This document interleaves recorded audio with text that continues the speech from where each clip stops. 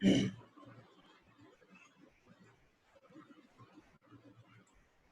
मंगलाचरण के माध्यम से प्रारंभ करते हैं। नमो अरिहंताणं, नमो सिद्धाणं, नमो आयर्याणं, नमो उवज्झायाणं, नमो लोय सव्यसाहूणम्। पंच परमेष्ठी भगवान की जय। द्वादशांग जिनवाणी माता की जय। संत शिरोमणि आचार्य भगवंत 108 श्री विद्यासागर जी महाराज की जय। परम पूज्य गुरुदेव मुनि पुंगव श्री 108 सुधा सागर जी महाराज की जय। अढ़ाई द्वीपस्थ समस्त मुनिराजों की जय। कल की कक्षा में हमने अभिषेक पाठ जो संस्कृत वाला था उससे प्रारंभ किया था और उसी प्रारंभ के निमित्त अपन ने आनंद निर्भर सुरभ, यहाँ जो इससे पहले तक है जहाँ पर चारों कोनों में 4 कलश स्थापन करते हैं, शाद कुंभीय कुंभोगान क्षीराब्देस्तोय पूरितान स्थापयामि जिनस्नान चंदन आदि सुचर्चितान, यहाँ तक हमारा हो गया था, जिसमें हमने यह समझा था कि जो शात कुंभीय अर्थात शात का मतलब स्वर्ण से जो युक्त है, सोने के जो कुंभीय मतलब कलश है, ऐसे कुंभोगान ऐसे कुंभों का मतलब कलशों का जो समूह है, क्षीराब्धेस्तोय पूरितान जो कैसा है, क्षीर सागर के जल से जो पूरित है, भरा हुआ है। स्थापयामि जिनस्नान चंदन आदि सुचर्चितान, स्थापयामि अर्थात स्थापित करता हूँ, जिनस्नान अर्थात जिनेर भगवान के स्नपन के लिए जो कि चंदन आदि से सुशोभित हैं, ऐसे उन कलशों इति चतुर्कोणेषु चतुर्कलश स्थापना करो। यहाँ तक हो गया था। अब चारों कोनों में 4 कलश स्थापन करने के बाद में फिर हम भगवान जिनेन्द्र देव जो स्नपन पीठ पर विराजमान है, जिनका हम अभिषेक करने वाले हैं, उनके श्री चरणों में हमारे समर्पित करते हैं। तो यहाँ पर हम बोलेंगे छंद आनंद निर्भर वाला, निकाल लीजिए। आनंद निर्भर, बोलिए। आनंद निर्भर सुरप प्रमदादि,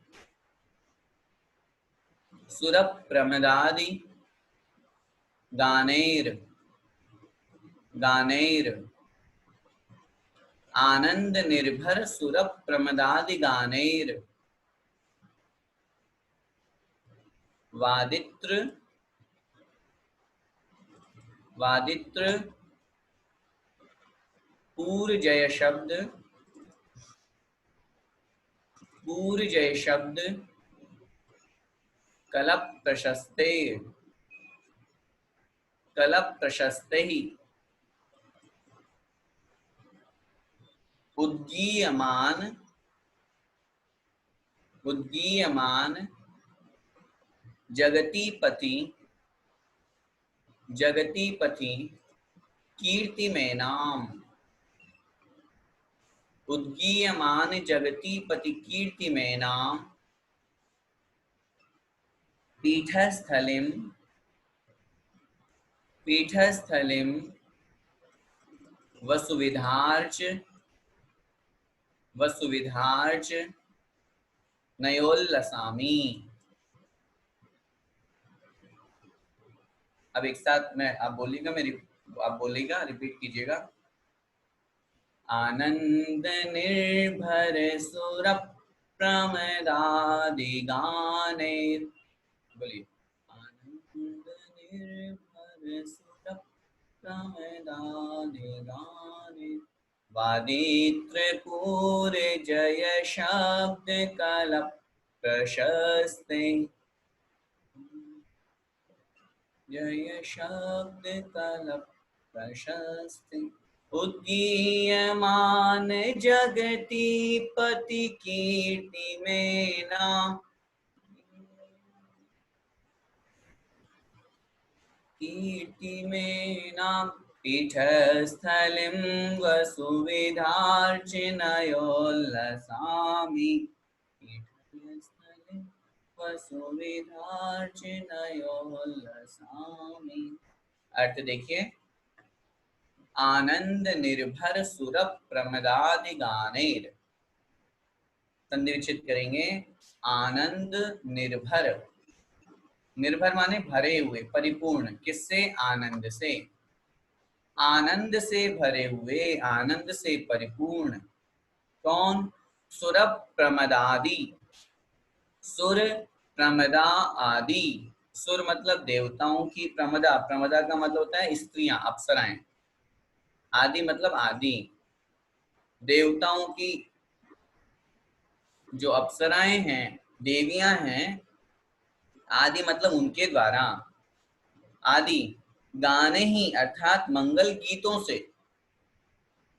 आनंद निर्भर अर्थात आनंद से परिपूर्ण।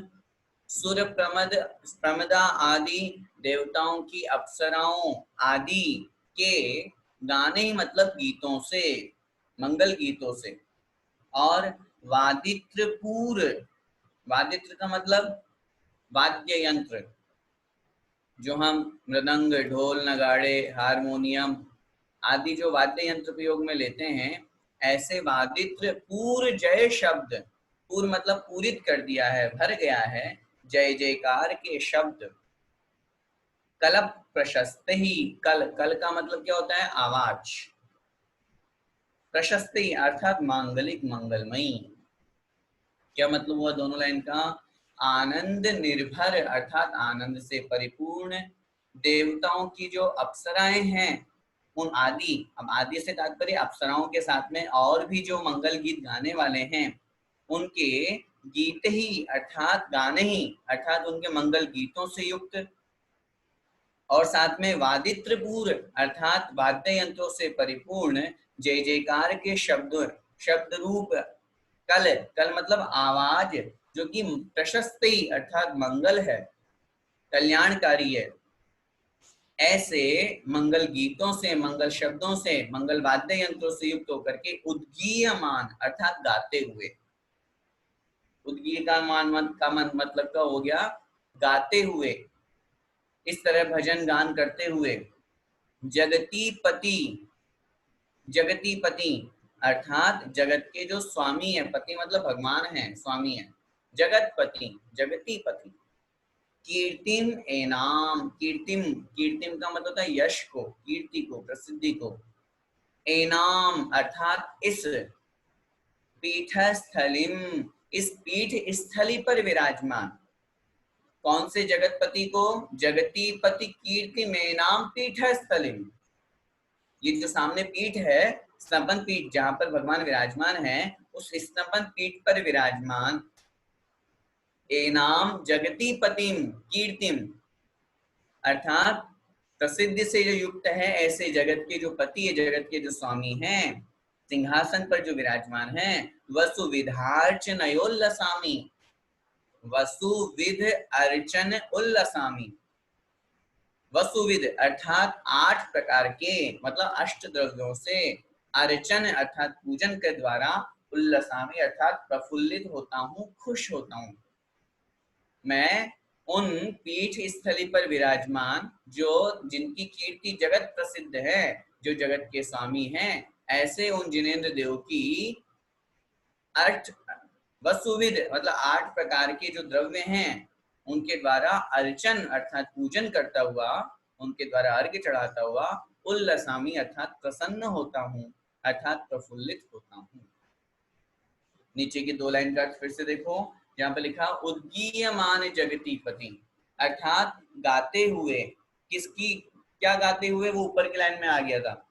ऐसे शब्द अर्थात ऐसे मंगल गीत उन स्वर्ग की अप्सराओं के द्वारा गाए जा रहे हैं, आदि अन्य देवताओं के द्वारा गाए जा रहे हैं, मनुष्यों में भगवान के भक्ति पूजन करते समय गाए जा रहे हैं। ऐसे उन मंगल गीतों से युक्त होकर के कीर्तिम अर्थात जिनकी प्रसिद्धि प्रसिद्ध है, सर्वत्र व्याप्त है, ऐसे पीठस्थलिम जगती पतिम अर्थात ऐसे पीठ स्थली पर विराजमान जो जगत के स्वामी हैं, जिनेंद्र भगवान हैं, उनको मैं वसुविध अर्थात 8 प्रकार के अर्चन मतलब पूजन करते हुए, अष्ट द्रव्यों से पूजन करता हुआ क्या कर रहा हूँ? उल्लसामी अर्थात उल्लसित हो रहा हूँ, खुश हो रहा हूँ। इस प्रकार बोल करके ओम ह्रीम श्री स्नपन पीठ स्थिताय जिनाय, ओम ह्रीम श्री स्नपन पीठ पर स्थित जो जिनेंद्र भगवान हैं, जिनको हमने विराजमान किया अभिषेक के लिए, उनके चरणों में हम यह अर्घ्य समर्पित करते हैं, इस प्रकार बोलकर। ठीक है, आइए अब आगे देखते हैं। अब ये अर्घ्य चढ़ाने के बाद में फिर अब हम अभिषेक करना प्रारंभ करेंगे। अगला जो छंद है, श्लोक है, वह अभिषेक करने का है। पहले 4 लाइन संस्कृत की बोलेंगे और फिर उसके बाद में हम जो एक एक शब्द यहाँ पर बीजाक्षर रूप में दिया गया है उसका अर्थ अपन समझेंगे। उसको मंत्र बोलते समय फिर हमको अभिषेक करना चाहिए। देखिए, कर्म प्रबंध निगड़ैरपि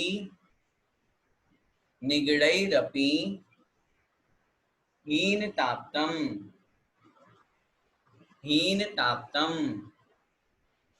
कर्म प्रबंध निगड़ैरपि हीनताप्तम्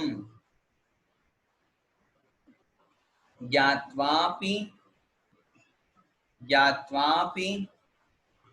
भक्तिवशतः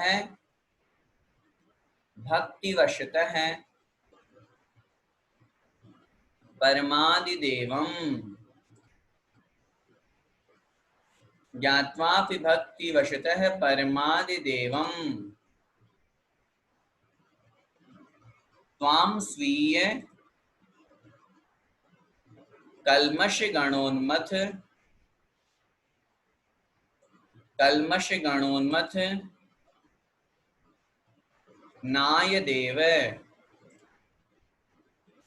नाय देव त्वां स्वीय कल्मषगणोन्मथ नाय देव शुद्धोदकै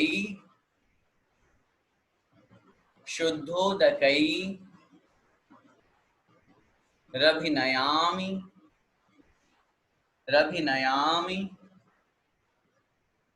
नयार्थ तत्वम् अथवा महाभिषेकम। दोनों पाठ यहाँ पे मिलते हैं, महाभिषेकम भी बोलते हैं, नयार्थ तत्वम भी बोलते हैं। अब मैं बोलूंगा, आपको रिपीट करना है। कर्म प्रबंध निगड़ैरपि हीनताप्तम्, कर्म प्रबंध निगड़ैरपि हीनताप्तम् ज्ञात्वापि भक्तिवशतः परमादिदेवम्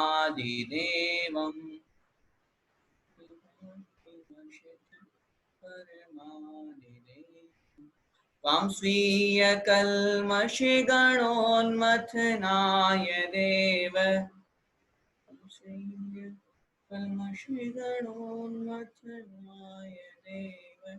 शुद्धोदकैरभिनयामि महाभिषेकम्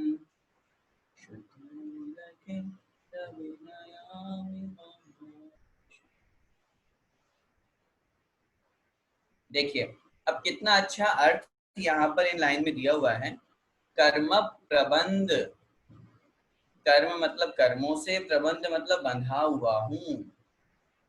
किसके द्वारा? निगड़ई रपि, तो आधार विसर्ग बन जाएगा निगड़ई अपि। निगड़ का मतलब होता है लोहे की जंजीरें, श्रृंखलाएं, सांकलें। कर्म रूपी लोहों की जंजीरों से प्रबंध अर्थात बंधे हुए होने पर, अपि मत भी, कर्म प्रबंध निगड़ई अपि, कर्म की जंजीरों से बंधा हुआ होने पर भी, हीनताप्तम अर्थात हीनता को प्राप्त होते हुए, हीनताप्तम, हीनता आप्तम, हीनता को प्राप्त होते हुए। अब कर्मों के जब श्रृंखलाओं से बंधा हुआ हूं तो मेरी जो आत्मा की शक्ति है वो कमजोर पड़ गई। आत्मा में अनंत ज्ञान, अनंत दर्शन, अनंत सुख और अनंत वीर्य, ये स्वचतुष्ट प्रत्येक जीव में पाया जाता है। हमारे अंदर, हमारी आत्मा में उतनी ही शक्ति है जितनी सिद्ध भगवान में शक्ति है। हमारी आत्मा में उतना ही ज्ञान है जितना सिद्ध भगवान में ज्ञान है। फर्क सिर्फ इतना है कि उनका वो ज्ञान व्यक्त हो गया, हमारा ज्ञान अभी अव्यक्त है, कर्मों से बंधका हुआ है। इसलिए हम और आप संसार में हैं, कर्मों से बंधे हुए होने के कारण से ज्ञान, दर्शन, सुख और वीर्य जो 4 गुण हैं आत्मा के, वो कमजोर हैं, कम है, पूर्ण रूप से प्रकट नहीं है। तभी तो अपने को केवल ज्ञान नहीं है, अपने को मति ज्ञान और श्रुति ज्ञान ही है। ज्ञान तो है, ज्ञान से रहित जीव कभी नहीं रह सकता, दर्शन से रहित जीव कभी नहीं रह सकता, लेकिन पूर्ण रूप से प्रकट नहीं हुआ। क्यों? क्योंकि अभी कर्म का बंधन लगा हुआ है, इसलिए। तो कर्मों के बंधन से, जंजीरों से बंधे हुए होने पर भी हीनताप्तम, हीनता को जो प्राप्त हो गया है, कमजोर जो हो गया है, ज्ञात्वापि भक्ति वशतः, मैं अपने आप को जानता हूं, ज्ञात्वा अपि, जान करके भी, हे भगवान मैं कर्म रूपी जंजीरों से बंधा हुआ हूं, मैं हीनता को प्राप्त हो गया हूं, ऐसा जान करके भी भक्ति वशतः है, भक्ति के वशीभूत हो करके, भक्ति वशतः है, भक्ति के वशीभूत हो करके, परमादि देवम अर्थात परम, आदि देवम अर्थात जो आदि देव हैं, आदिनाथ भगवान हैं। यहाँ पे आदि देव से आदिनाथ भगवान भी हम ग्रहण कर सकते हैं, और परम, परम जो देव हैं जिनेंद्र भगवान है, ऐसे तीर्थंकर भगवान। ज्ञात्वा पे मतलब जान करके भी, भक्ति वशतः है अर्थात भक्ति के वशीभूत होकर के, परमादि देवम अर्थात उन जिनेंद्र भगवान को, तीर्थंकरों को, त्वाम स्वीय कलमश, किनको? त्वाम मतलब तुमको, मतलब हे भगवान आपको, स्वीय कलमश गणोन्मथ नाय, अब ये वाली लाइन बहुत ध्यान से सुनिएगा, स्वीय कलमश, स्वीय मतलब अपने स्वयं के, कलमश, कलमश का मतलब क्या होता है? पाप, और गण का मतलब समूह, अपने पापों के समूह को उन्मथनाय, गणोन्मथनाय लिखा है ना, संधि विच्छेद करेंगे, गण, गण पहले निकल गया, स्वीय कलमश गण, फिर निकलेगा उन्मथनाय, उन्मथनाय का मतलब होता है नष्ट करने के लिए, समाप्त करने के लिए। तो हमको पहले लगा दीजिए भगवान के लिए, भगवान तुमको मतलब आपको। अब मैं क्या कर रहा हूं, आगे शब्द दिया जाएगा, अभिषेक करता हूं। क्यों कर रहा हूं मैं अभिषेक? बहुत महत्वपूर्ण शब्द है ये वाला। क्यों कर रहा हूं मैं अभिषेक? स्वीय कलमश गण उन्मथनाय, अपने पापों के समूह को उन्मथनाय अर्थात नष्ट करने के लिए, समाप्त करने के लिए, शुद्धोदक ही, और सुनो ध्यान से क्या लिख रहे हैं यहाँ पे, शुद्ध उदक ही, शुद्ध माने शुद्ध, उदक मतलब जल। इसीलिए मैंने कल भी चर्चा की थी आपसे संक्षेप में कि मूल परंपरा तो शुद्ध जल से अभिषेक करने की ही है। बाद में 6ठी शताब्दी से पंचामृत की परंपरा प्रारंभ हो गई, उसके अनेक कारण रहे। मूल संघ की आचार्य कुंद स्वामी महाराज की परंपरा में पंचामृत नहीं है। मूल संघ की आचार्य कुंद स्वामी की परंपरा में शुद्ध उदक ही, शुद्ध जल के द्वारा, अचित्त जल के द्वारा, गर्म किए हुए जल के द्वारा भगवान का अभिषेक होता है। शब्द लिख रहे हैं यहाँ पे, मैं नहीं कह रहा, आप खुद पढ़ लीजिए, देख लीजिए। शुद्धोदक ही अर्थात शुद्ध उदक ही, शुद्ध जल के द्वारा, प्रासुक जल के द्वारा, अभिनयामि महाभिषेकम, अभिनयामि अर्थात अभिषेक करता हूं, अभिषेक करता हूं, नयार्थ तत्वम, नए और अर्थ के तत्व के जो ज्ञाता हैं। तो ये जो विशेषण किसका, अगर हम नयार्थ तत्वम लगाएंगे तो नए अर्थ तत्वम, नए को, अर्थ माने पदार्थ को, तत्व को जो जानने वाले हैं, ऐसे उन जिनेंद्र भगवान का मैं अभिषेक करता हूं। और जब महाभिषेकम लगाएंगे तो अभिनयामि महाभिषेकम, तब तो सरल है ही, अभिनयामि अर्थात करता हूं, महाअभिषेकम अर्थात महान अभिषेक, महान पुण्य का जो कारण है, ऐसे अभिषेक को मैं करता हूँ, भगवान का स्नान करता हूँ। समझ में आया? फिर से देखिए, बहुत सरल है। कर्म प्रबंध निगड़ ही अपी, हे भगवान कर्मों से बंधा हुआ, कैसे कर्म है वो बंधा हुआ, कैसे हूं मैं? जंजीर, सांकल जैसे बंधी हुई रहती है, सांकलों से जैसे मैं बंधा हुआ हूं, कर्म रूपी सांकलों से बंधा हुआ होने पर, हीनताप्तम अपि अर्थात हीनता को प्राप्त होने पर भी, ठीक है मेरे साथ में कर्म बंधे हुए, तो क्या हुआ, मैं भगवान की भक्ति नहीं करूंगा क्या? मैं पूजा नहीं करूंगा? जरूर करूंगा। ऐसा जानता हुआ भी कि मैं कर्मों से बंधा हुआ हूं, लेकिन फिर भी ज्ञात्वा भी, जानते हुए भी, भक्ति वशतः है अर्थात भक्ति के वशीभूत होकर के, अपने अंदर बड़े भक्ति भाव से परिणाम वैसे भाव अपने बना करके, परमादिदेवम अर्थात परम देवादिदेव को, जिनेंद्र भगवान को, जो कि कैसे हैं, नयार्थ तत्वम, अंतिम शब्द जो दिया हुआ है, नए अर्थ और तत्व को जो ज्ञाता है, जानने वाले हैं, ऐसे उन जिनेंद्र भगवान को, त्वाम मतलब तुमको, हे भगवान आपको, स्वीय कलमश गण उन्मथनाय, अपने पापों के समूह का नाश करने के लिए, शुद्ध उदकही, शुद्ध जल के द्वारा, अचित्त जल के द्वारा, प्रासुक जल के द्वारा, अभिनयाम अर्थात मैं भगवान अभिषेक करता हूँ, आपका अभिषेक करता हूँ। इस प्रकार बोल करके फिर अपने को यहाँ पर मंत्र बोलना चाहिए, क्योंकि मंत्र में बीजाक्षर है और बीजाक्षरों का अर्थ हम गृहस्थों को पता नहीं है। इनका अर्थ जानने के लिए हमें पूज्य गुरुदेव की शरण में जाना होगा, मुनियारिका पद को धारण करना होगा, तब हमें इसका अर्थ मालूम हो सकता है। एक बार प्रसंगवश मैंने आपको बताया था, जब मैं इसका अर्थ लिख रहा था और शांतिधारा का अर्थ में मैं लिखना चाह रहा था, तब मैं पूज्य गुरुदेव के श्री चरणों में पहुंचा और उनसे मैंने निवेदन किया कि महाराज जी, हम जब अभिषेक पाठ पढ़ाते हैं या शांतिधारा का अर्थ बताते हैं तो बीजाक्षरों का अर्थ नहीं आता हमको। ऐसी स्थिति में अगर आप हमें बीजाक्षरों का अर्थ बता देंगे तो हम एक छोटी पुस्तक के रूप में उसको बनाकर सब लोगों के बीच में पहुंचा देंगे, ताकि सब उसके अर्थ को समझ करके बहुत अच्छे से भावों के साथ में अभिषेक शांतिधारा करें। तो पूज्य गुरुदेव ने कहा था, बीजाक्षरों का अर्थ बताने के लिए तुम्हें वस्त्र त्याग करना होगा, तुम्हें मुनि बनना होगा। मुनि बने बिना हम गृहस्थों को बीजाक्षरों के अर्थ नहीं बताते हैं। तो हमने कहा महाराज जी फिर क्या करें? बोले नहीं, आपको बीजाक्षरों का अर्थ हम नहीं बता सकते। समय समय पर कभी कभार जब कभी प्रवचन में कोई प्रसंग आए या कभी कोई मंत्र आदि महाराज जी जो हमारे भक्ति के वशीभूत होकर के हम लोगों को देते हैं, जैसे अभी महावीर भगवान का दिया, या जहां पर भी क्षेत्र उनके आशीर्वाद से बन रहे हैं वहां का मंत्र वो देते हैं, तो उस समय वो उस बीजाक्षर का अर्थ बता देते हैं। तो उन्होंने ये कहा, प्रवचन में क्वचित कदाचित अगर कोई बात निकल जाए और उसमें मैं बीजाक्षरों का अर्थ कहाँ बता दूं तो वो एक अलग बात है, मैं व्यक्तिगत रूप से बीजाक्षरों का अर्थ नहीं बता सकता। इसलिए फिर उस दिन के बाद में हमने यहाँ पर बीजाक्षरों के अर्थ जानने की कोशिश भी नहीं की। किन्हीं किन्हीं दो चार बीजाक्षरों के अर्थ जब उनके द्वारा हमें समझ में आ जाते हैं तो हम उसको स्वीकार वैसा कर लेते हैं। लेकिन बात अपने को यहाँ पर ये समझनी कि बीजाक्षरों में बहुत पावर होती है, बहुत शक्ति होती है। एक एक बीजाक्षर में इतनी शक्ति होती है कि हम क्या बताएं। एक छोटा सा एग्जांपल मैं आपको दूं। चारी चक्रवर्ती शांति सागर जी महाराज जी का नाम हम सभी लोगों ने सुना है, जो कि भयंकर कठोर साधना करते थे।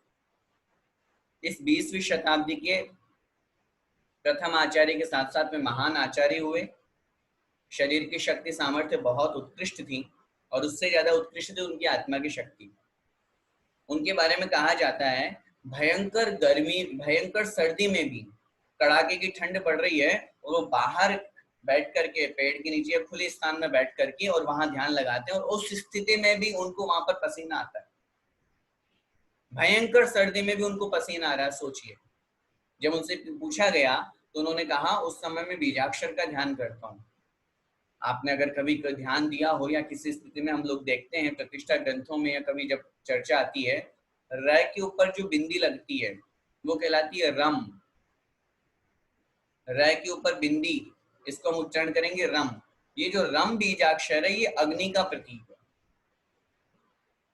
रम बीजाक्षर अग्नि का प्रतीक है। र के ऊपर बिंदी लगाने पर जो रम बनता है वह अग्नि का प्रतीक है, वह बीजाक्षर। और इस बीजाक्षर का बार बार उच्चारण करने से, इस बीजाक्षर का ध्यान करने से हमारे अंदर अग्नि गर्मी प्रवेश करती है, हमारे आसपास गर्मी का माहौल हो जाता है। उन्होंने बहुत स्पष्ट कहा, मैं इस बीजाक्षर का ध्यान करता हूँ, इस बीजाक्षर को सिद्ध करता हूँ, कर रखा हूँ और उसके माध्यम से अपनी आत्मा का ध्यान करता हूँ, इसलिए मैं इस तरह की स्थिति मेरे आसपास हो जाती है। सोचिए, तो बीजाक्षरों में बहुत पावर होती है। हम कोई से भी एक बीजा, ओम, ओम शब्द देखिए, ओम बीजाक्षर कितना पावरफुल है, पंच परमेष्टि समाहित है।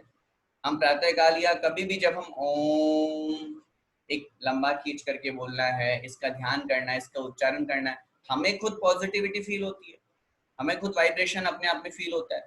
तो बीजाक्षरों में बहुत पावर होती है। लेकिन एक बात मैं और कहना चाहूंगा इस प्रसंग में, अपन को बीजाक्षर सिद्ध करने के चक्कर में नहीं पड़ना।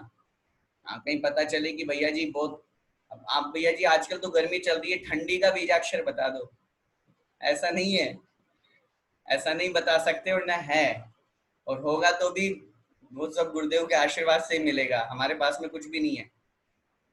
बीजाक्षर की सिद्धि अपन को नहीं करनी है, जाप करना अलग बात होती है, कोई मंत्र का पाठ करना अलग बात होती है, इस तरह से मंत्र बोल करके अभिषेक करना अलग बात होती है, लेकिन पर्टिकुलर उन्होंने बहुत स्पष्ट कहा, अगर मैं बीजाक्षरों का अर्थ बता दूंगा तो तुम गृहस्थ लोग पूजा छोड़ दोगे और उन बीजाक्षरों को सिद्ध करने में लग जाओगे। ये बीजाक्षर लक्ष्मी का प्रतीक है, और अब जिसको धन संपत्ति चाहिए वो वही बीजाक्षर रटेगा, नमुकार भूल जाएगा। ये बीजाक्षर गर्मी का, ये अग्नि का प्रतीक है, ये ठंडी का प्रतीक है, ये इससे ये होता है, इससे ये होता है, ये प्रेम का प्रतीक है, ये सारे के सारे अगर हम उन बीजाक्षरों के अर्थ बता देंगे तो तुम गृहस्थ लोग लोभ के चक्कर में आकर के, स्वार्थ के वशीभूत होकर के उस बीजाक्षर को सिद्ध करने में लग जाओगे, जो कि अनर्थ का कारण बनेगा। उन्होंने हमारे ऊपर कृपा की है, करुणा की है, बोले मैं बता दूं, लेकिन तुम स्वार्थ के वशीभूत होकर के उस बीजाक्षर का ध्यान करने लग जाओगे, वो गलत हो जाएगा, वो नहीं करना। ठीक है, तो ऐसी स्थिति में अपन को यहाँ पर जिन शब्दों को अपन समझ सकते हो उनको समझे मात्र, लेकिन और अन्य जो बीजाक्षर है उनका अर्थ हमें भी नहीं पता, तो उनको वैसा ही श्रद्धा के रूप में, बड़े शक्तिशाली भी बीजाक्षर हैं ऐसा मान करके उनको वैसा स्वीकार करके फिर अपन को अभिषेक आदि करना चाहिए।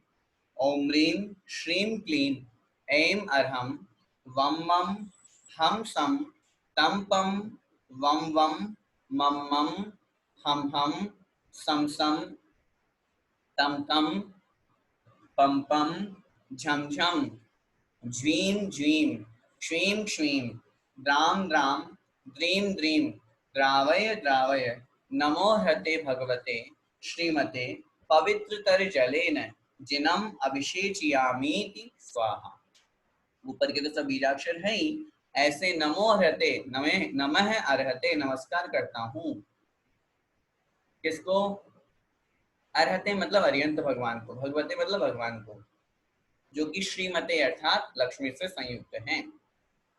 श्री मतलब अंतरंग और बहिरंग लक्ष्मी से जो संयुक्त है, ऐसे भगवान को नमस्कार करते हुए पवित्रतर जलेन अर्थात पवित्र जल के द्वारा जिनम अभिषेचयामीति जिन्हें भगवान का मैं अभिषेक करता हूँ, ऐसा बोल करके, ऐसा बोलते हुए, ये मंत्र बोलते हुए हमको भगवान का वहां पर अभिषेक करना चाहिए। ठीक है, आगे देखिए।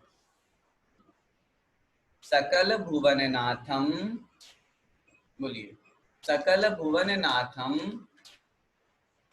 तम जिनेन्द्रम सुरेंद्र, अच्छा एक सॉरी छूट गया है, तीर्थोत्तम भवे नीरी, वो देखेंगे। तीर्थोत्तम, तीर्थोत्तम भवै नीरैर, भवै नीरैर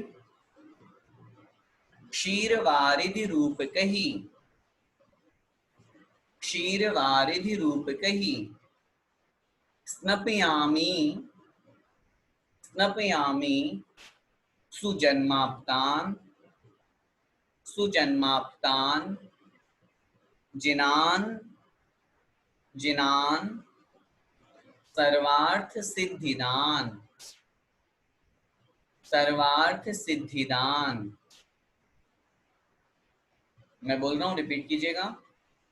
तीर्थोत्तम भवै नीरहि, बोलिए, तीर्थोत्तम भवै नीरहि क्षीरवारिधि रूप कहि, स्नपयामि सुजन्माप्तान,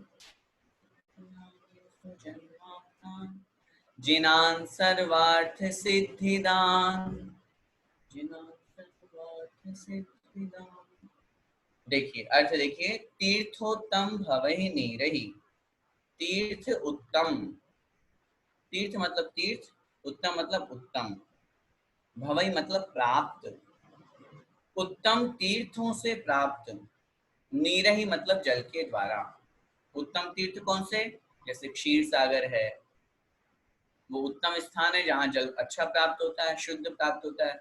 पद्म महापद्म आदि जो तालाब हैं, गंगा सिंधु आदि जो नदियां हैं, उनका भाव लेकर के और शुद्ध जल को यहाँ पर ग्रहण करना है। तीर्थोत्तम भवहि नीरहि, तीर्थ उत्तम भवहि अर्थात उत्तम तीर्थों से प्राप्त, नीरहि मतलब जल के द्वारा, जो कि कैसे हैं? क्षीर वारिधि रूप कही, क्षीर वारिधि मतलब क्षीर सागर के रूपके मतलब समान हैं, रूपक वाले हैं। क्षीर सागर जो है हमारा, जहाँ पंचम समुद्र जो है उसके समान जो है, क्षीर वारिध रूपके, क्षीर सागर के समान उत्तम तीर्थों के जल के द्वारा स्नपयामी अर्थात स्नपन करता हूँ, अभिषेक करता हूँ। किसको? जन्माप्तान, जन्म को प्राप्त जो हैं, जन्म आप्तान जिनान सर्वार्थ सिद्धिदान, जन्माप्तान अर्थात जन्म प्राप्ति के समय जो पूजे गए।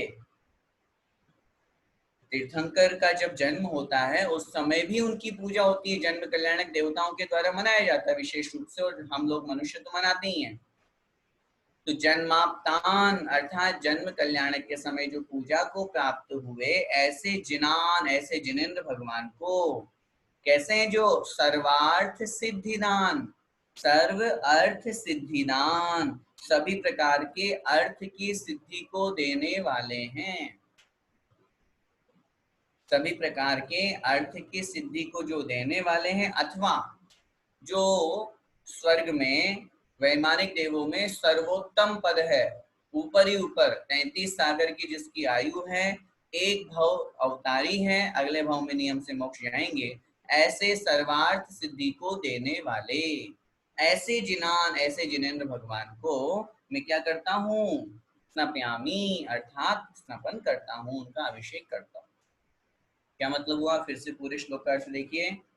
क्षीर वारिधि रूपक ही अर्थात क्षीर सागर के समान, तीर्थोत्तम नीरही अर्थात उत्तम तीर्थों के जल के द्वारा मैं ऐसे जिनेंद्र भगवान को उस जल के द्वारा अभिषेक करता हूं, जो कि कैसे हैं? दो विशेषताएं बतलाई है। सुजन्माप्तान, सु मतलब अच्छा जन्म जिन्होंने प्राप्त किया है, जन्म तो सभी प्राप्त करते हैं, लेकिन अच्छा जन्म का मतलब बस अब लास्ट जन्म है, इसके बाद अब जन्म लेना है इनको, हमेशा हमेशा के लिए जन्म के दुख से दूर हो गई है। तो ऐसे जन्माप्तान अर्थात जन्म के दुख से जो रहित हैं, सुजन्माप्तान अच्छे जन्म वाले जो हैं, ऐसे जिनान, ऐसे जिनेंद्र भगवान को जो कि सर्वार्थ सिद्धि को देने वाले हैं, उनको मैं यहाँ पर जल के माध्यम से अभिषेक करता हूँ। आगे देखिए। सकल भुवन नाथम, बोलिए। सकल भुवन नाथम तम जिनेन्द्रम, तम जिनेन्द्रम सुरेन्द्रहि, सुरेन्द्रहि, तम जिनेन्द्रम सुरेन्द्रे रभिशव विधि माप्तम, रभिशव विधि माप्तम स्नातकम स्नापयामः, स्नातकम स्नापयामः यदभिशवनवाराम, यदभिशवनवाराम बिंदुरेकोऽपि नृणाम, बिंदुरेकोऽपि नृणाम प्रभवति हि विधातुम, प्रभवति हि विधातुम भुक्ति सन्मुक्ति लक्ष्मीम, भुक्ति सन्मुक्ति लक्ष्मीम। बोलेंगे, आप रिपीट कीजिएगा। सकल भुवन नाथम तम जिनेन्द्रम सुरेन्द्रै रविशव विधि माप्तम स्नातकम स्नापयामः यदभिशव निवाराम बिंदुरेकोऽपि नृणाम प्रभवति विधातुम भुक्ति सन्मुक्ति लक्ष्मीम। पीछे वाला जो हमारा श्लोक था तीर्थोत्तम भवे नीरी, उसका मंत्र रह गया था। उसके मंत्र में क्या बोलना है? ओम निम श्री वृषभादि वीरांतान जलेन स्नपयामिति स्वाहा। ओम ह्रीम श्री मतलब ओम ह्रीम श्री वृषभादि वीरांतान अर्थात वृषभनाथ भगवान से लेकर के वीरांतान जो महावीर भगवान है वहां तक 24 तीर्थंकरों को मैं जलेन अर्थात जल के द्वारा स्नपयामी अर्थात अभिषेक करता हूँ। ऐसा बोल करके जल वहां पर भगवान के मस्तक पर श्री चरणों में सर्वत्र समर्पित किया जाता है और जल से उनका अभिषेक किया जाता है। हमेशा पुरुष वर्ग से मेरा निवेदन है, हमेशा जब भी भगवान का अभिषेक करें मंत्र बोल करके ही करें। बिना मंत्र बोले अभिषेक करना नहीं कहलाएगा। आपने तो भगवान को नहला दिया। जैसे हम नहाते हैं, जब हम नहाते हैं तो अपने ऊपर पानी डालते हैं तो कुछ बोलते हैं क्या? मंत्र बोलते हैं क्या? गाना गाते हैं, है ना? हम भगवान का अभिषेक कर रहे हैं, तो अभिषेक करने के लिए बिना मंत्र के, क्योंकि गंधोदक तभी बन पाएगा। पूज्य गुरुदेव हमेशा कहते हैं गंधोदक की महिमा करना है तो आपके मुख से मंत्र का उच्चारण होना अनिवार्य है। नहीं तो आपने कलश लिया और डाल दिया, उससे क्या हुआ? चाहे भले ही आप ये वाला मंत्र बोलिए, जरूरी नहीं, अगर आपको 3 लाइन का मंत्र याद नहीं होता है, या फिर जैसे सामूहिक व्यवस्था में कहीं पे कोई भैया जी करा रहे हैं, कोई पंडित जी करा रहे हैं, या कोई श्रेष्ठ महानुभाव अगर अभिषेक करा रहे हैं माइक में बोल के, तब कोई दिक्कत नहीं है। लेकिन आप स्वयं कर रहे हैं, अगर आपको मंत्र नहीं आता है तो ये आधी लाइन वाला मंत्र याद कर लीजिए। ओम नीम श्री वृषभादि वीरांतान जलेन स्नपयामिति स्वाहा। चाहे आप इसको 3 बार बोलिए, चाहे 9 बार बोलिए, लेकिन बोल करके ही अभिषेक हमको करना है। बिना मंत्र बोले हमको अभिषेक नहीं करना। अभिषेक का बड़ा महत्व है। अभिषेक से ज्यादा महत्व हम लोग गंधोदक को देते हैं। उस गंधोदक की एक एक बूंद हमारे लिए पवित्र, और वो तभी पावरफुल बन पाती है। आज गुरुदेव के चरणों में हम जाकर के लाखों करोड़ों रुपए की शांति धारा की गोली क्यों लेते हैं? उसके पीछे कहीं ना कहीं जो मंत्रोच्चारण है उसका प्रभाव है। मंत्रोच्चारण कर्ता का प्रभाव है, कौन कर रहा है उसका भी बड़ा प्रभाव है। एक करुणावान जो संत है, जिनको कोई स्वार्थ नहीं है, जिनको कोई मतलब नहीं है कि मेरा क्या हो रहा है, मेरा नाम हो या मेरा क्षेत्र बने या मेरा परिवार चले, जिन्हें कोई मतलब नहीं है। एक ही जिनका उद्देश्य है मात्र धर्म की प्रभावना हो, सभी लोग निरोगी हो, सभी स्वस्थ हो। इन परिपूर्ण भावनाओं से युक्त होकर के, बहुत अच्छी भावनाओं से युक्त होकर के जब वो शांति धारा पढ़ते हैं, जब वो मंत्रोच्चारण करते हैं, तो निश्चित रूप से वो करुणा भाव वहां झलकता है और उसका प्रभाव उस गंधोदक में होता है। तो इसलिए हम सभी लोग गंधोदक लगाते हैं। गंधोदक हमारे लिए पूज्य है, सम्माननीय है। प्रतिदिन हम लगाते हैं, मस्तक को उसको धारण करते हैं। तो गंधोदक बनाने वाले जो महानुभाव है, अभिषेक करने वाले महानुभाव है, बिना मंत्र के गंधोदक नहीं बनता है, इसलिए मंत्र का उच्चारण जरूर करें। आगे अर्थ देखिए सकल भुवन नाथम का। सकल भुवन नाथम कैसे हैं भगवान? सकल मतलब समस्त, भुवन मतलब लोक, नाथम मतलब स्वामी है। जो तीनों लोकों के स्वामी हैं उनको, तम जिनेन्द्रम उन जिनेन्द्र भगवान को, तीनों लोकों के जो अधिपति हैं, तीनों लोकों के जो नाथ हैं, ऐसे उन जिनेन्द्र भगवान को। सुरेंद्र ही, रभिशव लिखा हुआ है, सुरेंद्र रभिशव विधि, संधि विच्छेद करेंगे, सुरेंद्र ही अभिशव विधि, आधार विसर्ग में चेंज हो जाएगा, अभिशव विधि। सुरेंद्र ही मतलब देवताओं के द्वारा, इंद्रों के द्वारा, सुरेंद्र ही अर्थात स्वर्ग के देवताओं के द्वारा, अभिशव विधिम अर्थात अभिशव विधि माप्तम है तो आधा में उसमें चेंज हो जाएगा संधि विच्छेद में और आप्तम बचेगा। अभिशव विधिम अर्थात अभिषेक की विधि को, आप्तम अर्थात प्राप्त कराया गया या अभिषेक किया गया। क्या मतलब हुआ? सकल भुवन नाथम अर्थात तीनों लोकों के जो स्वामी हैं जिनेन्द्र भगवान, तम जिनेन्द्रम ऐसे उन जिनेन्द्र भगवान को, सुरेंद्र ही अर्थात देवताओं के द्वारा, अभिषव विधिम प्राप्तम अर्थात अभिषेक की विधि को प्राप्त कराया गया, अर्थात उनका अभिषेक किया गया। क्योंकि मैंने पहले भी निवेदन किया था, देवता गण भी भगवान जिनेन्द्र देव का प्रतिदिन अभिषेक करते हैं, प्रतिदिन अभिषेक करते हैं। बिना अभिषेक के उनके उनके दिन की शुरुआत नहीं होती। अब दिन की शुरुआत कथन में आ रहा है, वैसे तो दिन रात का वहां भेद नहीं है, लेकिन एक कथन में आ रहा है कि प्रतिदिन जिनेन्द्र भगवान का अभिषेक करते हैं, वो प्रतिदिन जिनेन्द्र भगवान की पूजन करते हैं। इसलिए चैत्य भक्ति अन्य सब भक्तियों में आया है, दिव्येण गंधेण दिव्येण फुफेण, वहां पर स्नपन के लिए शब्द का प्रयोग किया, दिव्येण ढाणेण, दिव्य स्नान के द्वारा, दिव्य स्नपन के द्वारा, दिव्य अभिषेक के द्वारा वे भगवान की पूजा अर्चा करते हैं। तो ऐसे उन देवताओं के द्वारा जो अभिषेक किया गया, इनका भगवान जिनेन्द्र देव का, कौन है? जो स्नातकम, स्नातक है। स्नातक का मतलब क्या होता है? 5 प्रकार के मुनि आचार्य भगवंतों ने शास्त्रों में वर्णन किया। आचार्य उमा स्वामी महाराज ने लिखा, कुलाक वकुश कुशील निर्ग्रंथ स्नातका निर्ग्रंथा। निर्ग्रंथ के 5 वेद होते हैं, कुलाक वकुश कुशील निर्ग्रंथ और स्नातक। तो जो 13वें 14वें गुणस्थान वर्ती भगवान हैं, हम उनको भगवान भी कह रहे हैं, वे भी स्नातक मुनि हैं। मुनि का ही तो रूप है, दिगंबर अवस्था ही तो है उनकी, तो मुनि तो है वो। ऐसी स्थिति में उनको वहां पर कथन किया है वे स्नातक मुनि है, केवली भगवान। तो किनका अभिषेक किया गया? स्नातकम, अर्थात जो स्नातक है, केवल ज्ञान से युक्त है, ऐसे स्नातक मुनि का अर्थात जिनेंद्र भगवान का। स्नापयाम है अर्थात हम भी अभिषेक करते हैं, ऐसे उन जिनेंद्र भगवान का स्नापयाम है मतलब हम भी अभिषेक करते हैं। कौन, कैसे? जो ऊपर कहे 2 लाइन में, जिन जिनेंद्र भगवान का जो तीनों लोकों के नाथ है, तीनों लोकों के स्वामी हैं, ऐसे जिनेंद्र भगवान का अभिषेक जिन देवताओं के द्वारा किया गया, उन जिनेंद्र भगवान का, उन स्नातक भगवंत का, उस स्नातक मुनि का हम भी अभिषेक करते हैं। तो स्नातकम अर्थात उन स्नातक मुनि का, अरिहंत भगवान का, स्नापयाम है अर्थात हम भी अभिषेक करते हैं।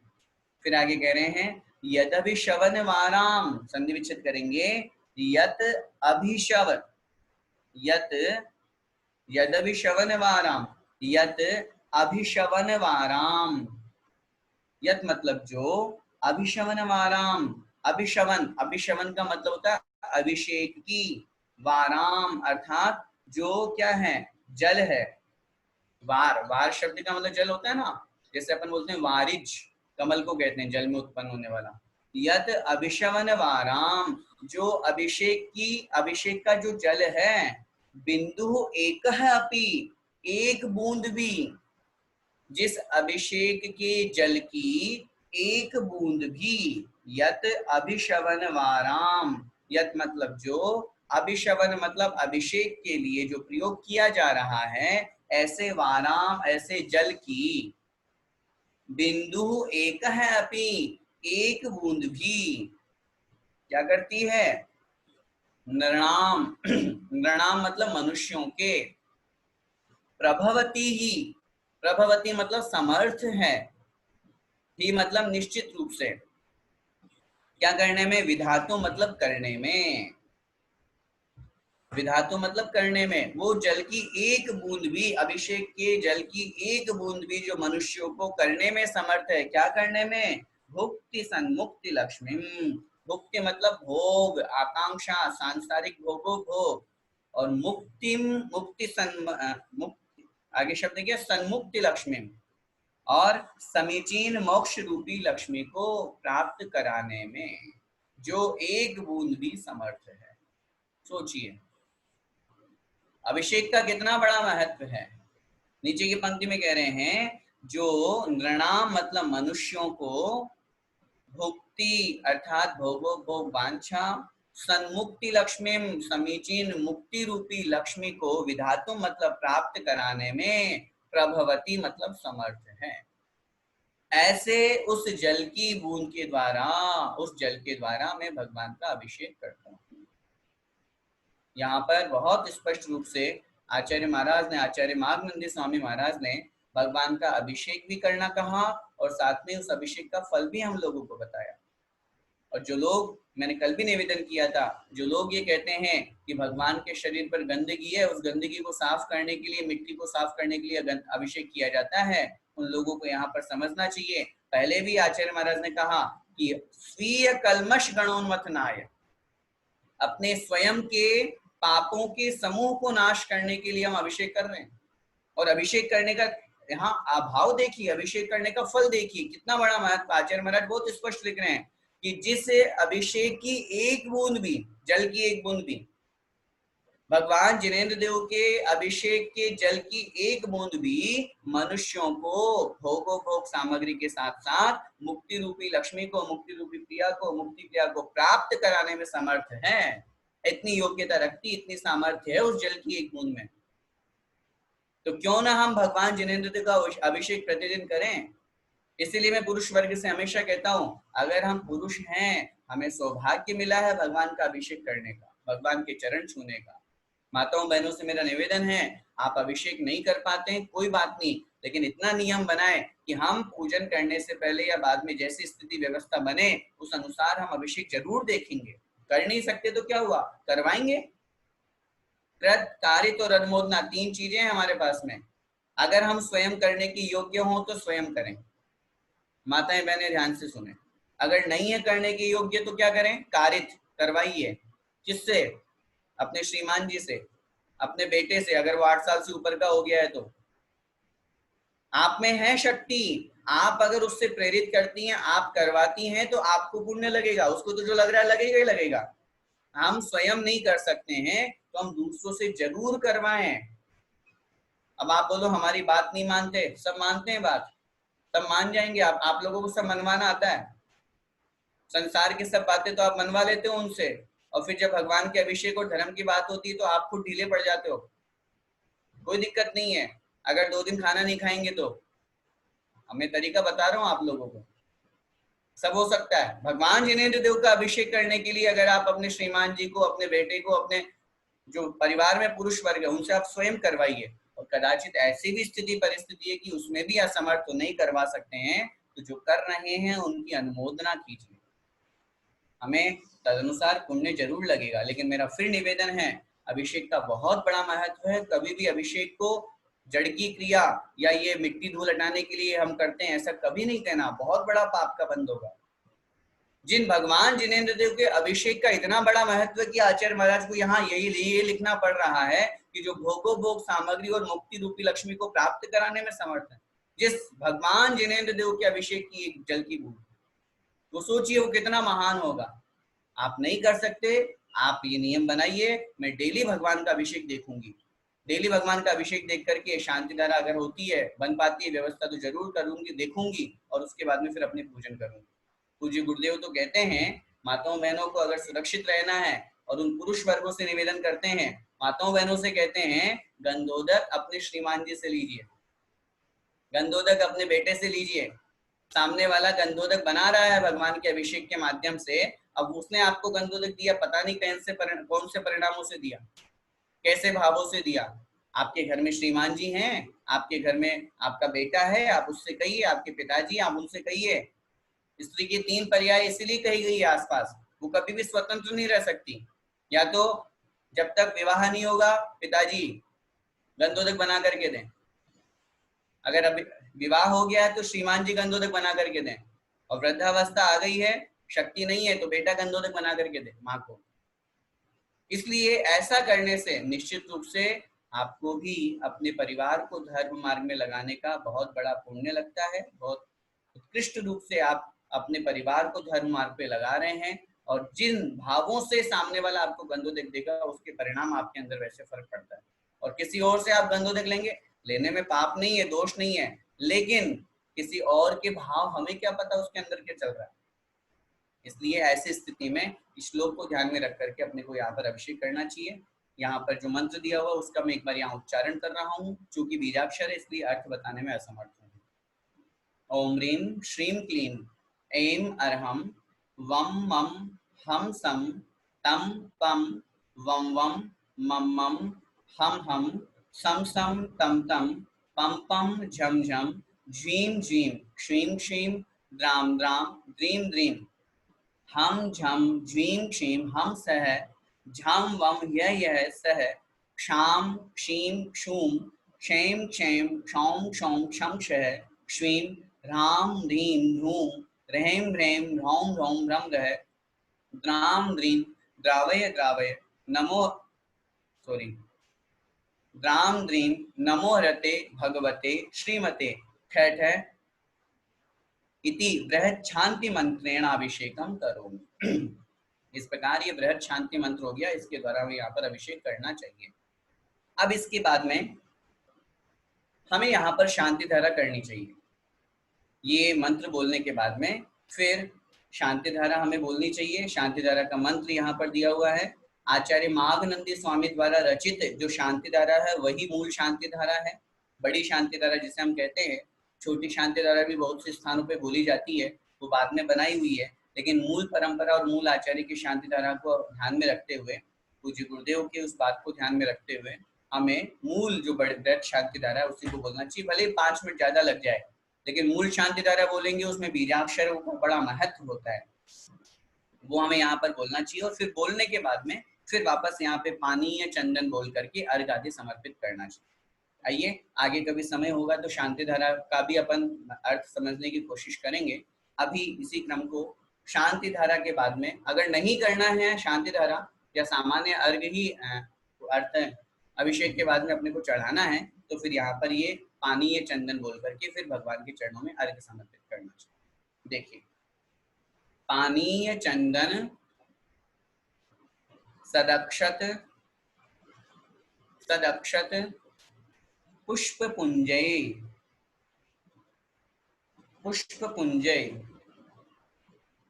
नैवेद्य दीपक सुधूप फलव्रजेन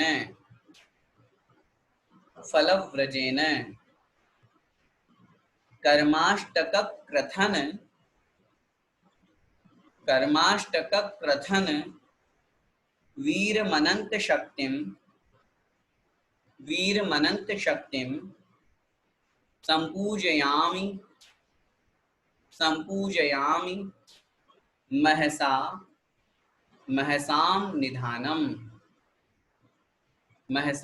निधानम। मैं बोल रहा हूँ, रिपीट कीजिएगा। पानीय चंदन सदक्षत पुष्प पुंज, बोलिए। पानीय चंदन सदक्षत पुष्प पुंज नैवेद्य दीपक सुधूप फलव्रजेन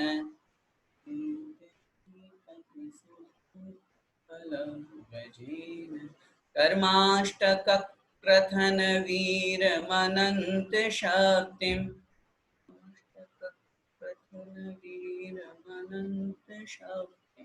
संपूजयामि महसाम निधानम।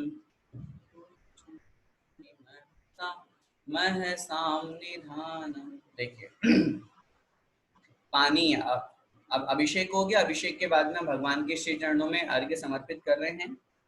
ओम पानीय मतलब जल, चंदन अर्थात चंदन, सदक्षत सत अक्षत, सद मतलब अच्छे अक्षत, पुष्प पुंज और पुष्पों का, और पुंज का मतलब हो गया समूह। पानीय मतलब जल, चंदन मतलब केसर, सत अक्षत अर्थात अच्छे अक्षत, पुष्प पुंज अर्थात पुष्पों का समूह है, नैवेद्य अर्थात नैवेद्य, दीपक अर्थात दीप, सुधूप अर्थात अच्छी धूप, और फलव्रजेन अर्थात फलों से सहित, फलव्रजेन अर्थात फल से सहित, फल से युक्त होकर के, मतलब अष्टद्रव्य हो गए, 8 द्रव्य, जल से लेकर के अष्टद्रव्यों के नाम इसमें आ गए। कर्माष्टक क्रथन, कर्म अष्टक 8 कर्मों के कथन, क्रथन का मतलब होता है नाश, समाप्त करना। कर्माष्टक क्रथन, कर्म अष्टक 8 कर्मों को नाश करने के लिए, वीरमनंत शक्तिम, वीरम अनंत शक्तिम, वीरम मतलब बल से युक्त जो वीर है, शक्तिशाली है, ऐसी अनंत शक्तिम अर्थात अनंत शक्ति वाले, वीरम अनंत शक्तिम ऐसे वीर और अनंत शक्ति वाले, संपूजयामि अर्थात पूजा करता हूँ। किससे? महसा का तात्पर्य होता है बड़े हर्षोल्लास के साथ में, खुश होकर के, जो कि कैसे हैं? महसाम निधानम, जो कि महसाम मतलब कल्याणकों को, कल्याण को क्या है? निधानम मतलब भंडार है, जो कल्याण के भंडार हैं, जो मंगल के भंडार हैं, ऐसे किनको? ऐसे उन वीरम अनंत शक्तिम, जो अनंत शक्ति को धारण करने वाले हैं, धीर वीर हैं, ऐसे भगवान को मैं क्या करता हूँ, यहाँ पर संपूजयामी अर्थात पूजा करता हूँ। किससे पूजा करता हूँ? पहली लाइन में जो अष्टद्रव्यों के नाम दिए गए उन अष्टद्रव्यों से पूजा करता हूँ। फिर से देखिए, पहली लाइन में 8 द्रव्यों के नाम हैं, जल, चंदन, अच्छे अक्षत, पुष्पों का समूह, नैवेद्य, दीपक, अच्छी धूप और फल, इनसे युक्त इनके समूह से सहित होकर अर्थात अष्ट द्रव्यों से कर्माष्टक प्रथन अर्थात 8 कर्मों का नाश करने के लिए जो महसाम निधानम अर्थात कल्याण के भंडार हैं, अनंत शक्ति वाले वीर हैं, ऐसे उन जिनेंद्र भगवान को महसा अर्थात बड़े हर्षोल्लास के साथ में संपूजयामी अर्थात में पूजा करता हूँ। ये बोल करके फिर हमें वहां पर अर्घ्य समर्पित करना चाहिए। लिखा हुआ है ओम ह्रीम अभिषेकांते अर्थात अभिषेक के अंत में, क्योंकि अभिषेक कर लिया अब अपन ने। अगर अपन शांति धारा कर लें तो शांति धारा के साथ में फिर ये से बोल देंगे इस मंत्र को, ओम ह्रीम श्री अभिषेकांते शांति धारा अंते, है ना। जब दोनों के बाद में अपन अर्घ्य चढ़ा रहे हैं, ओम ह्रीम श्री अभिषेकांते शांति धारा अंते वृषभादि वीरांतेभ्यो अभिषेक के अंत में, शांति धारा के अंत में वृषभादि वीरांत जो 24 तीर्थंकर हैं उनके चरणों में मैं अर्घ्य समर्पित करता हूँ। ठीक है, ये बोल करके फिर हम भगवान के श्री चरणों में हमें अर्घ्य समर्पित करना चाहिए। अब आगे ये जो दिया हुआ है ये सामान्य है, वैसे तो बोल करके और हमें पूरा भगवान का भागी अपन अभिषेक हो गया, अर्घ्य चढ़ गया। अब इसके बाद में मार्जन करके भगवान को पुनः हमें वेदी में विराजमान करना है। तो अगला जो दिया हुआ है, हे तीर्थपा निज यशो धवली कृताशः, ये बोल करके अपने को पुष्पक्षेपण करना है। फिर नत्वा मुहुर निज करे रमृतोपमेयी, ये बोलते हुए अपने को भगवान का कपड़े से मार्जन करना है। इनका अर्थ अभी मैं यहाँ पे नहीं बता रहा, जितना अपने को उपयोगी है उतना ही मैं ले रहा हूँ। इसलिए ये बोल करके अपने को कपड़े से मार्जन करना है। फिर बोलते हुए ओम ह्रीम अम्लान शुकेन अर्थात अमल अंशुकेन अर्थात निर्मल पवित्र, अंशुक अंशुक का मतलब होता है कपड़ा, वस्त्र, निर्मल पवित्र कपड़े के द्वारा जिन बिंबम परिमार्जयामी अर्थात जिन भगवान के इस बिंब को जिन बिंबम परिमार्जयामी अर्थात इसका मैं परिमार्जन करता हूँ। ऐसा बोल करके फिर भगवान का मार्जन करना चाहिए। स्नानम विधाय भवतोष्ट, ये वाला श्लोक बोल करके भगवान को पुनः वेदी में सिंहासन पे विराजमान करना चाहिए। मंत्र दिया हुआ है ओम ह्रीम श्री सिंहासन पीठे जिन बिंबम स्थापयामी अर्थात पुनः मैं सिंहासन पीठ पर जिन बिंब को स्थापित करता हूँ, विराजमान करता हूँ। फिर उसके बाद में वापस अर्घ्य चढ़ाना चाहिए, क्योंकि भगवान को अपन ने वेदी में वापस विराजमान किया है, तो इसलिए उनको वापस हम अर्घ्य समर्पित करेंगे। तो जल चंदनाक्षते ही बोल करके अथवा अष्टद्रव्यों का हम उदक चंदन भी वहां पर बोल सकते हैं, वो बोल करके और फिर हमें अर्घ्य चढ़ाना चाहिए। ओम निम श्री पीठ स्थित जिनाय अर्थात सामने जो वेदी में विराजमान भगवान है उनके चरणों में मैं अर्घ्य समर्पित करता हूँ। फिर उसके बाद में नत्वा परित्य ये बोल करके हमें गंधोदक लगाना चाहिए, ये बोल करके भी लगा सकते हैं, अथवा सामान्य रूप से अगर हम जो निर्मलम निर्मलीकरणम ये बोल करके भी हम वहां पर गंधोदक अपने मस्तक पर लगा सकते हैं। और फिर उसके पश्चात पुष्प क्षेपण करके और अपनी अभिषेक की प्रक्रिया पूरी होगी। एक दो बातें हैं जिनका अपने को बहुत महत्वपूर्ण रूप से ध्यान रखना चाहिए अभिषेक के समय। सबसे पहली बात तो जब भी हम अभिषेक करें अपने दोनों हाथों में कलश को लेकर के अभिषेक करना चाहिए। बहुत से लोग एक हाथ से भगवान का अभिषेक कर देते हैं, वो ठीक नहीं है, सम्मान का प्रतीक नहीं है। पूरे विनय भाव से नम्र भाव से युक्त होकर के दोनों हाथों से कलश को पकड़ करके और फिर भगवान का हमको अभिषेक करना चाहिए। दूसरी बात, जब हम अभिषेक करें कोशिश क्या करना ही है कि जहाँ जो वेदी है चौकी है वो हमारी नाभि से नीचे ना हो। जहाँ भगवान विराजमान करके हम अभिषेक करते हैं वो वेदी या वो चौकी नाभि से नीचे नहीं होनी चाहिए, नाभि से ऊपर ही वो विराजमान हो। इस भावना के साथ में अपने को इस बात का ध्यान रखना चाहिए। तीसरी बात, बहुत से स्थानों पर इस विषय में विवाद होता है कि भैया शांति धारा हो गई अब अभिषेक नहीं मिलेगा। इस विषय में मैं आपको बहुत स्पष्ट करना चाहता हूँ, ध्यान से सुन लीजिए मेरी बात को। अभिषेक के बाद में शांति धारा होनी चाहिए, शांति धारा के बाद में अभिषेक होना चाहिए, ये सब बातें सिर्फ हम लोगों की परंपराएं। अभी हमने मंत्र पढ़ा अभिषेक का, वो 3 लाइन का है। शांति धारा का मंत्र पढ़ेंगे वो 3 पेज का होगा। अभिषेक का बड़ा रूप शांति धारा है। जैसे पूजन का बड़ा रूप विधान है, अपन प्रतिदिन के नित्य नियम की पूजन करते हैं, उसमें 2 पूजन कर लिए, 3 पूजन कर लिए। लेकिन जब विधान करते हैं तो भगवान का विधान के समय में बहुत ज्यादा विशेष रूप से अर्चन करते हैं, तो उस दिन ज्यादा पूजन करते हैं। तो इसलिए जैसे पूजन का बड़ा रूप विधान है, ऐसे ही अभिषेक का बड़ा रूप जो है वो शांति धारा है। अगर कहीं शांति धारा हो गई है तो उसके बाद में अभिषेक करने में कोई दोष नहीं है, कोई पाप नहीं है। लेकिन अगर समाज ने सामूहिक रूप से सबकी व्यवस्था बनाने के लिए नियम बना रखा है, भैया देखो कौन कब तक आएगा, हम कब तक इंतजार करते रहेंगे, हम शांति धारा कर लेंगे, उसके बाद फिर भगवान को विराजमान कर देंगे। अगर ऐसी व्यवस्था हम लोगों ने बना रखी, नियम बनाया है, तो हमारा कर्तव्य है एक निश्चित समय पर पहुंच करके और हम उस समय अभिषेक कर लें। फिर भी कदाचित अगर कोई आ जाता है, इन चक्करों में मत पड़ो। अभिषेक शांति धारा के बाद में भी अगर कोई अभिषेक कर लेता है तो पाप थोड़ी हो गया। व्यवस्था बनाने के लिए अपन ने वो काम किया है, लेकिन अगर व्यवस्था बनाने के माध्यम से अगर कोई इस तरह से लेट हो जाता है क्वचित कदाचित किसी काम से, तो कोई दोष नहीं है, कोई बड़ा पाप नहीं है। इसलिए शांति धारा के बाद में अभिषेक कर सकते हैं। और फिर भी अगर कहीं नहीं होता है, उसमें लड़ाई झगड़ा करने की जरूरत नहीं है, फंसने की जरूरत नहीं है। पूज्य गुरुदेव कहते हैं लेट हो गई कोई बात नहीं, भगवान के चरणों को छू लो और मन में भावना भालो मैंने अभिषेक कर लिया। और भगवान को चरणों को छूने के संबंध में भी मैं निवेदन कर दूं, एक ही भगवान के चरण छूना चाहिए, सारे भगवान के चरण छूना नहीं चाहिए। एक भगवान के चरण छुएं और एक भगवान के चरण छू करके सभी भगवान की तरफ दृष्टि डालें और ये भावना रखें कि मैं सभी भगवान के चरणों को छू रहा हूँ। ऐसी भावना और ऐसी बातों को अपन ध्यान रखें। और अभिषेक एक बहुत बड़ा पवित्र हमारा कार्य है, इसमें हम सभी को सम्मिलित होना चाहिए। और पुनः मैं सभी लोगों से ये निवेदन करूंगा, अभी भले ही लॉकडाउन की वजह से हम कितना मंदिर जा पा रहे हैं या नहीं जा पा रहे हैं, सबकी अलग अलग व्यवस्था है, लेकिन जब सब कुछ नॉर्मल हो जाएगा, पुरुष वर्ग से मेरा निवेदन है, 8 वर्ष से ऊपर अगर की उम्र है और बहुत अधिक अतिवृद्ध नहीं है, शरीर की स्थिति बहुत अच्छी है, हमें प्रतिदिन अभिषेक करना चाहिए।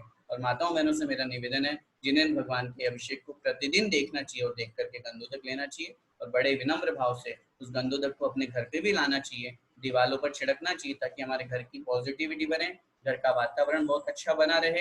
एक छोटा सा कलश या छोटी सी डिब्बी हम अपने साथ में लेकर के जाएं, जिससे भगवान के श्री चरणों में हम सामग्री लेकर के जाते हैं, वो समर्पित करते हैं, खाली हाथ नहीं जाते हैं। ऐसे मंदिर से भी खाली हाथ लौट करके नहीं आना चाहिए। वहां से बहुत थोड़ा सा गंधोदक, बहुत थोड़ा सा गंधोदक अपने साथ में लेकर के आए, और जहां अपन ने अपने घर में देव स्थान बना रखा है या फिर उसके अलावा घर की दीवारों पर छिड़के, अंगुली में लेकर के छिड़के, पैरों में बिल्कुल भी नहीं आना चाहिए। इस बात का विशेष रूप से ध्यान रखें, ताकि हमारे घर का वातावरण बहुत पॉजिटिव बने, बहुत अच्छा बने, सकारात्मक बने और हमारे परिवार में भी बहुत अच्छे धर्म का माहौल। इसी मंगलमय भावना से बोले पंच परमेष्ठी भगवान की जय।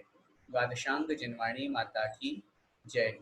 संत शिरोमणि आचार्य भगवंत 108 श्री विद्या सागर जी महाराज की जय। परम पूज्य गुरुदेव मुनि पुंगव श्री 108 सुधा सागर जी महाराज की जय। अढ़ाई दीपस्थ समस्त मुनि अर्जुन की